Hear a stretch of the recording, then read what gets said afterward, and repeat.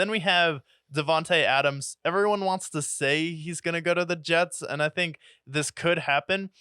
But if you're Davante, when you think of New York, do you really think of the lovely suburbs of East Rutherford, New Jersey? Do you want to play with Aaron Rodgers for 1 year and then him potentially retire, or Aaron Rodgers and then potentially Robert Saleh, who had some articles come out about him this offseason about some dysfunction going on, Zach Wilson and the dysfunction that's been going on there, the Jets as a whole standing for just endure the suffering? Can you really see this happening? No. And I'll tell you why. Close your eyes for a second and envision a wide receiver, an all-time, all-pro wide receiver, going to the Jets and his career improving. Find that player. And does it happen? Because when I think of the Jets and I think of like the great wide receivers that they've had in the past, I think of like Santonio Holmes when he went to the Jets. What did he do? Nothing. Brandon Marshall was fine. All these great players. Eric Decker, right? Like these guys are not to the level of Davante Adams.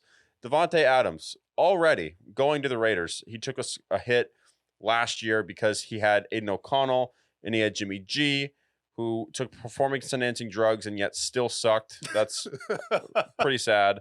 Why would you go there? If I'm him and I have an opportunity to go somewhere who maybe needs some receivers, I look at a place. I know we're going to keep mentioning Houston because they have the cap space, but Davante Adams, bring him somewhere where the quarterback is defined, or at least it's a quarterback.